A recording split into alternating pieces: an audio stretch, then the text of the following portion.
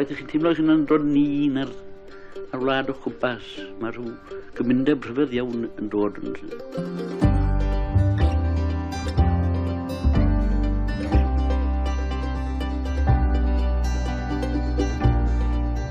Myr fy mebyd, foel drigarn, carn gyfrwy, talmynydd. Dyma'r mynyddoedd, a dyma'r ardal oedd wrth gefn Waldo ym mhob annibyniaeth bardd.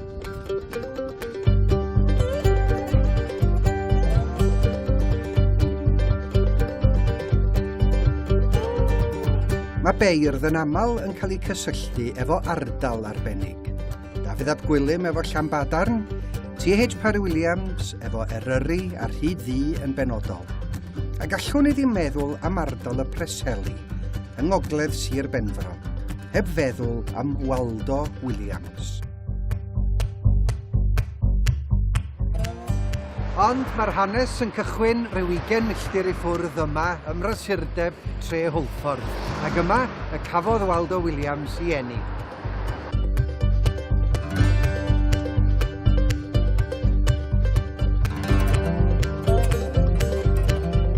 Saesneg oedd iaith yr aelwyd, ac felly Saesneg oedd iaith gyntaf Waldo.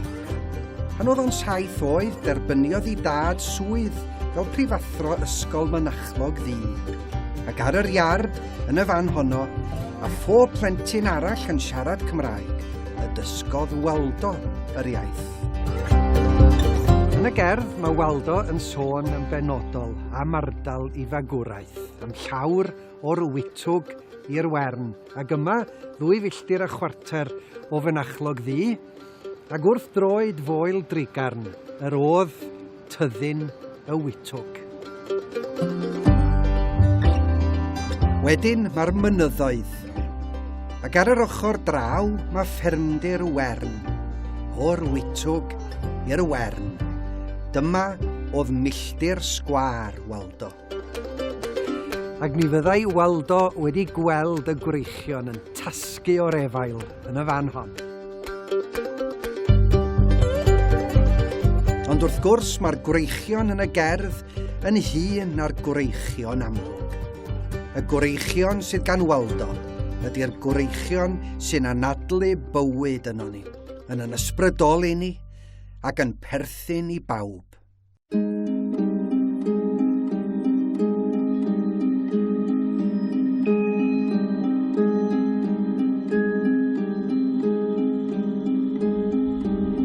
Hil y gwynt a'r glaw, a'r niwl, a'r gelet, a'r gryg, ac oedd y tywydd wedi rhoi rhyw ryddin arbennig yn y bobl. Mae'n arwyddocaol bod Waldo wedi sôn am y gelet a'r gryg. Planhigion bach ydy'r rhain, ond rhai sy'n perthyn i'r ardal ac yn tyfu ym mhob tywydd. Mae'n dangos fod natur yn adlewyrchu cryfder a gwydnwch y bobl. Ni'n mynd o gwmpas y ffermydd nawr am mynachlog fi ac yn llansilio ar ôl hynny. Oedd chwydd iawn i chi deimlo ni na'r gymdeithas. Mae 2 brif thema yn y gerdd Preseli, sef cymdogaeth a heddychiaeth. Mae'r 2 thema yma'n perthyn yn agos i'w gilydd. Un ddelwedd sy'n disgrifio cymdogaeth yw'r ddelwedd o bobl yn cydweithio efo'i gilydd wrth gynaeafu.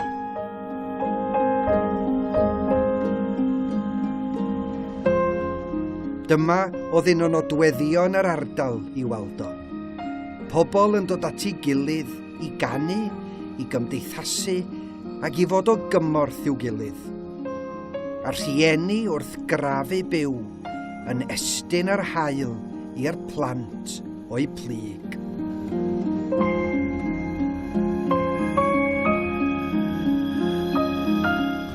Ond, roedd na gwmwl ar y gorwel. Mae o'n sôn am bwystfil, cadw'n y mur rhag y bwystfil. I Waldo, y mur oedd mur i febyd, a'r bwystfil oedd y fyddin. Rhyfel oedd yr un peth oedd yn bygwth y gymdeithas y mae Waldo'n sôn amdani yn y gerdd.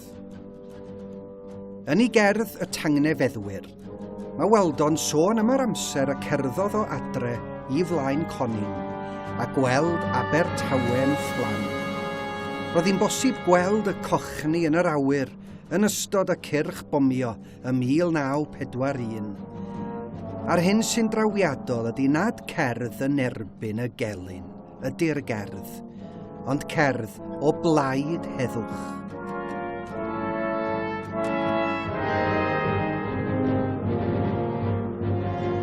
Er mwyn deall Preseli, mae angen deall heddychiaeth Waldo. Fel heddychwr, doedd o ddim yn credu bod unrhyw sefyllfa yn cyfiawnhau'r rhyfel ar unrhyw adeg. Heddychiaeth weithredol oedd heddychiaeth Waldo. Roedd o wedi cael ei alw i'r tribiwnlys yma yng Nghaerfyrddin a Waldo yn erbyn ymrestru gorfodol. Bu Waldo yn y carchar ddwywaith oherwydd ei heddychiaeth o. Tra roedd yr rhan fwyaf o bobl naillai yn cefnogi'r rhyfel, neu yn gwneud dim i wrthwynebu, roedd Waldo yn wahanol. Dyma enghraifft o'r annibyniaeth barn y mae'n sôn amdano, yn Preseli. Yn ystod rhyfel Corea yn y 50au, gwrthododd dalu treth incwm ar y sail bod yr arian yn mynd i dalu am y rhyfel.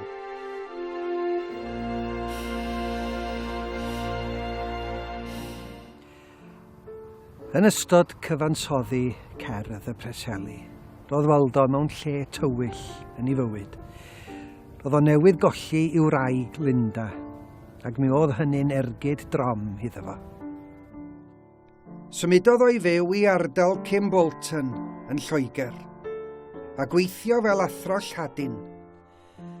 Yno y clywodd Waldo bod y fyddin yn mynd i hawlio degau o filoedd o erwau y Preseli.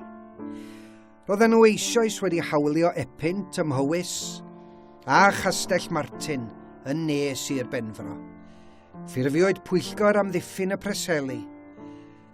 Ac oherwydd i fod o'n byw mor bell i ffwrdd, yr unig ffordd y gallai Waldo helpu oedd llunio cerdd.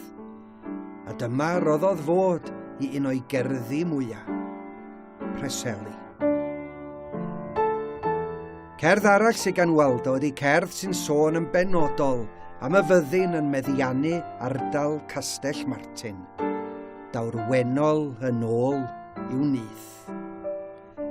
Roedd Waldo wedi gweld be oedd wedi digwydd yno, ac i fod o'n tristau oherwydd hyn, mae'r neges yn glir yn y gerdd fod ysbryd daioni o hyd yn mynd i fod yn drech nag ysbryd drygioni. Dyma'n union ydy ystyr gobaith yr yrfa faith ar y drofa fer. Mae gobaith yn air mawr i Waldo. Ym mhob cyfnod anodd, mae gobaith. Yn ei soned Cymru'n 1, mae'n gorffen efo'r llinell, gobaith fo'n meistr, rhoed amser i ni'n was. Ac yn dawrwenol yn ôl i'w nyth, mae'r gobaith yn glir yn y teitl, y gobaith y bydd y bobl yn adfeddiannu Castell Martin rhyw ddydd. Ac ar bas hael mae o'n gobeithio, achos i fod o'n credu fod daioni yn drech na drygioni. Yn ei gerdd Y Tŵr a'r Graig, mae Waldo'n cyfeirio at y ddau beth oedd o'n ei gweld nhw o'i gartre, ac un o'r pethau ydy'r graig y tu ôl i fi, craig Trewman. Mae'r tŵr yn cyfeirio at Gastell Roch, oedd yn adfail ar y pryd. Mae'r graig yn arhosol ac yn naturiol, fel cariad pobl at ei gilydd. Ond mae'r tŵr yn symbol o rym a bygythiad rhyfel, ac yn rhywbeth dros dro. Bydd y graig yn aros, ond bydd y tŵr yn diflannu. Mae o'n credu fod y cariad sydd mewn pobl ers y cychwyn yn gallu goroesi'r rhyfelgarwch. Oedd Waldo'n un oedd wedi ymgyrchu mewn rhyw ffordd neu gilydd gydol I oes. Ymgeisiodd fel aelod seneddol dros Blaid Cymru. Mae'n rhaid dweud nad oedd o'n ymgyrchydd seneddol effeithiol iawn, ond hyd yn oed yma, doedd I ddaliadau'n gwbl glir. Mae daflen etholiadol yn nodi un peth oedd yn bwysicach iddo yn y cyfnod uwchlaw popeth, dadarfogi niwclear. Yn un o'i gerddi cynnar o, cerdd fach syml I blant, y mor grigyn, da ni'n cael darlun o bwysigrwydd cymdogaeth, a chydweithio a charedigrwydd. Yr holl forgreg fel y gymdogaeth yn Preseli, yn gwau drwy gilydd I gyd. Daw dydd y bydd mawr, yr rhai bychain. Daw dydd, ni bydd mwy, yr rhai mawr. Meddai Waldo mewn cerdd arall. Cydweithio, cymodi, a phawb yn perthyn i'w gilydd. Perthyn yn frodyr a chwiorydd. Dyma neges fawr Waldo, bardd y Preseli.